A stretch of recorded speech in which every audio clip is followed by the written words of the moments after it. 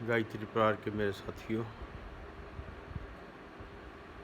देवियों, भाइयों, इस विचार संप्रेषण की कड़ी में आज एक विशेष चर्चा आपके साथ करनी है। इसलिए आइए पहले हम इस परम सत्ता से प्रार्थना करें कि वो हमें सन्मार्ग की ओर प्रेरित करे और सद्बुद्धि प्रदान करे। ओम भूर्भुवः स्वाहा तत्सवितुर्वरेण्यं भर्गो देवस्य धीमहि धियो यो नः प्रचोदयात्। ओम प्रसर्वज्ञा विद्महे महाकालाय धीमहि तन्नो श्रीरामः प्रचोदयात्। ओम सदल श्रद्धा विद्महे महाशक्ते धीमहि तन्नो भगवते प्रचोदयात्। देवी भाइयों, एक पत्र सर्कुल हो रहा है और मेरे पास भी मेरे कुछ साथियों ने भेजा है। ये नेचुरल है कि वो उस पत्र के उत्तर की प्रतीक्षा में होगा। हम अब ऐसा तो नहीं कर सकते कि जैसे जिन चार भाइयों को हम बार बार कह रहे हैं कि भाई आप अपनी स्थिति को स्पष्ट करें, लेकिन वो अभी तक तो सामने आए नहीं। हाँ, हो सकता है इक्का दुक्का किसी को मैसेज जो पूछता है उसको फ़ोन पे बताते हों और गोलमोल जवाब देते हों, आधा अधूरा। लेकिन जो 3 सवाल हमने इनके लिए रखे हैं चारों के लिए, उसका उत्तर वीडियो मैसेज के माध्यम से, ताकि वो जब शांति कुंज की साइट पे वो मैसेज आएगा तो नेचुरली वो सारे विश्व में वो फैलेगा और स्थिति स्पष्ट होगी। लेकिन ऐसी शायद उनमें अभी हिम्मत नहीं है। लेकिन मैं उस बहन का जो अमेरिका में बैठी इस सारे षड्यंत्र को संचालित कर रही है, फाइनेंस कर रही है, और आज उन्होंने 2-3 बातें रखी हैं जिसको मेरे को उन्होंने एड्रेस किया है कि हम गुरुद्रोही हैं। ये तो वही बात होगी, उल्टा चोर कोतवाल को डांटे कि भाई हमने कौन सा गुरुद्रोह किया। गुरुद्रोह तो आप कर रही हैं, जो इतने आदरणीय, इतने पूजनीय हमारे शरद ध्येय के ऊपर उंगली उठाकर सारे मिशन को बदनाम करने का प्रयास कर रहे हैं। आप अपने कुछ पुराने जन्मों का वैर जिसको कहते हैं उतारने वाली बात है।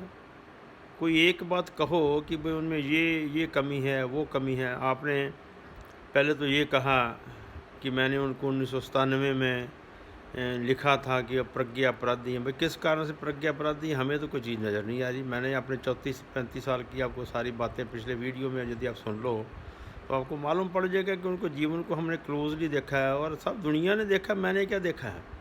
आज हज़ारों, लाखों, करोड़ों लोग उनके चाहने वाले हैं, उनको मानने वाले हैं, उनको सुनने वाले हैं, समझने वाले। और आपको कौन? आपको अमेरिका में बैठे ही लोग जो वहाँ आपका विरोध कर रहे हैं। यहाँ नित्यानंद पटेल जी, जैसे आपने कहा कि मैंने पत्र लिखा, नित्यानंद पटेल जी ने मुझे ये पत्र भेजे हैं जिसमें उनको आपको भी उन्होंने एड्रेस किया, आपने तो कोई जवाब नहीं दिया।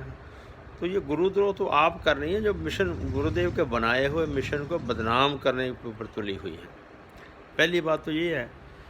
और दूसरी आप बात ये कह रहे हो कि भाई डॉक्टर साहब को कहो कि भाई मीडिया में वो आके चर्चा करें आपके सामने। वो तो हर व्यक्ति ये ऐसे ही होता है, जैसे आजकल चर्चा में रहता है। वो चर्चा में रहने के लिए राहुल गांधी कहता रहता है मोदी अपने नरेंद्र मोदी जी को कि भाई आओ जी हम मैदान में चर्चा करें, मुझे पार्लियामेंट में मैं भूकंप बुला दूंगा, ये कर दूंगा। ये फजूल की बातें, और जिसको एक कोरी बकवास कहा जा सकता है कि एक केवल अपने आप को लाइमलाइट रखने के लिए किसी बड़े के साथ को आदमी को चैलेंज कर दो और फिर वो अपने आप को लाइमलाइट में लाने की इच्छा है। और तो कोई बात नहीं।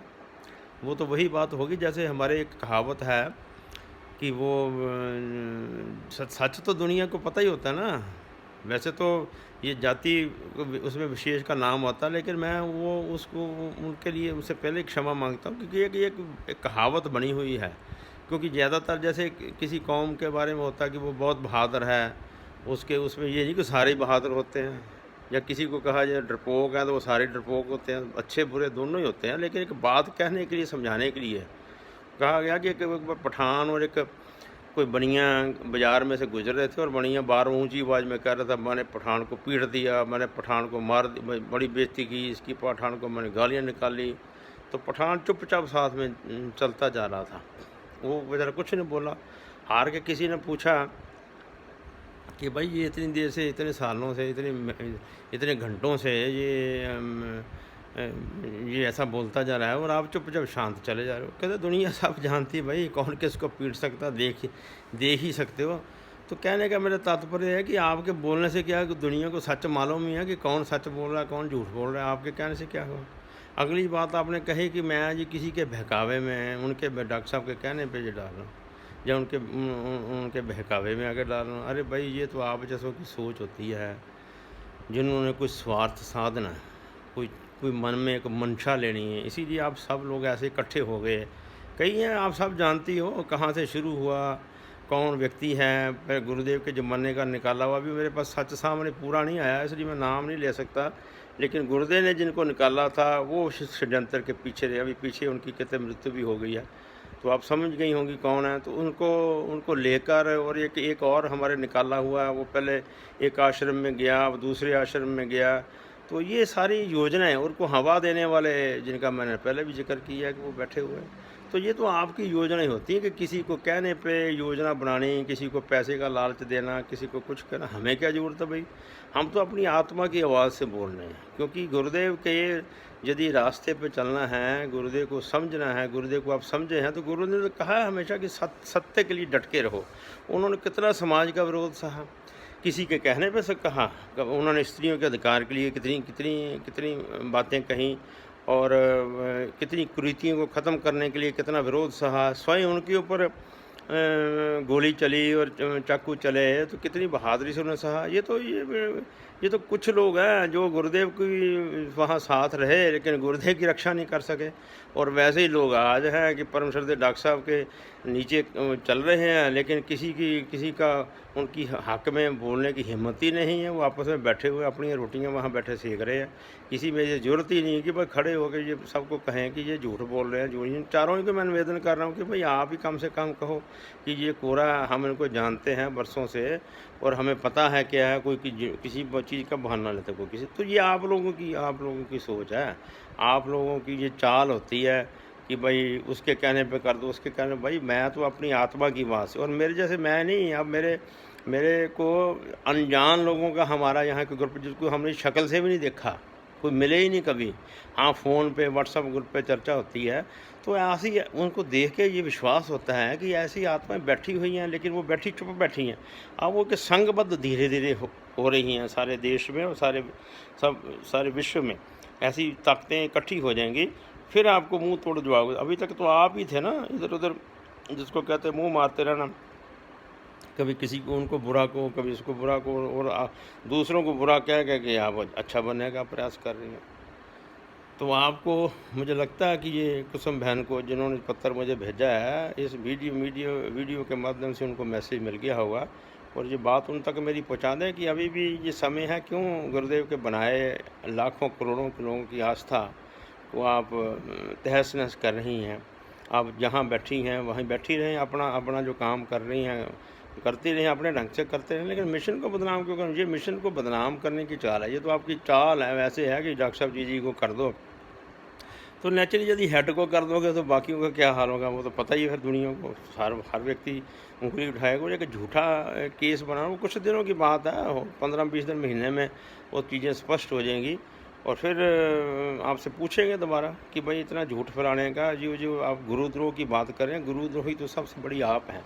और जिस पाप से, जिस रिज़ल्ट से आप मुझे डरा रही हैं, आपको डरना चाहिए। मैंने क्या डरना है। मैंने तो ज़िंदगी में परम पूज्य गुरुदेव ने, जब मैं उनसे मिला था, पहले दर्शन हुए थे, तो उन्होंने पता नहीं क्या सोचा था। तभी मुझे, हमारे यहाँ पंजाब में बड़ा टेररिज्म था, तब भी उन्होंने, गुरुदेव ने मुझे कहा था कि बेटा तेरे लिए गोली नहीं बनी, गालियाँ बनी। और गालियाँ तो मैं आज तक खा ही रहा हूँ, आप जैसे लोगों की खाता ही रहता हूँ। इससे मेरी सेहत पे कोई फ़र्क नहीं पड़ने वाला। आप अपने आप को सुधारो, अभी भी समय है। आप तो बल्कि जो किया है मिशन को बदनाम करने के लिए, उसको आपको क्षमा याचक होना चाहिए। आपके लिए उसके लिए क्षमा मांगनी चाहिए। लाखों करोड़ों कि हृदयों को जो आपने चोट पहुंचाई है, गुरु का द्रोह आपने किया, हमने नहीं किया। तो आप अभी भी इनके जो आप हैं, आपको यदि मंथरा कहा तो मंथरा आपका नाम थोड़ा रखा है। मंथरा तो जैसे फिल्मों में एक्टिंग होती है ना, कोई करेक्टर रोल करता है तो उसका करेक्टर रोल मशहूर हो जाता है कि, तो वैसे ही आपका जो करेक्टर रोल मशहूर हो गया। जैसे रामायण में उन्होंने फूट डालने का काम किया, भगवान राम को जाना पड़ा वनवास में, तो एक रोल था, वो रोल आज आप निभा रही हैं कि लाखों करोड़ों लोगों को की जो जो जो भावना है उनको ठेस पहुंचाकर आप केवल अपने स्वार्थ सिद्धि के लिए बनना चाहती है। जैसे वो कई को रानी बनाना चाहती थी, वैसे आपका भी उद्देश्य होगा, पता नहीं किसको यहाँ बैठाना राजा बनाना चाहती थी। लेकिन आप ये बोल के कि गुरुदेव ने खुद कहा कि मैंने कोई गुरगद्दी नहीं बनाई, ये तो उस गद्दी पे भगवान बैठे हैं और बैठे बाद में, मेरे जाने के बाद भी बैठेंगे। जिसका तात्पर्य क्या है, संचालन स्वयं भगवान जिस मिशन का कर रहे हैं उसका बाल बांका नहीं होने वाला। आप जो है जितने मर्जी लोग प्रोपेगेंडा करें, ये टेम्परेरी है, हो जाएगा, जल्दी ठीक हो जाएगा, ख़त्म हो जाएगा, ऐसा हमारा विश्वास है। बहनों और भाइयों, बहुत बहुत धन्यवाद। आप ऐसे लोगों के बहकावे में मत आएँ। ऐसे लोगों को पहचानने का ये समय है, यही युग परिवर्तन है, यही युग परिवर्तन की बेला है। इसी में हमने अपने आप को समझना है और दूसरों को गुरुदेव के बारे में समझाना, बताना, यही दायित्व हम लेके चलें। बहुत बहुत धन्यवाद। ओम शांति।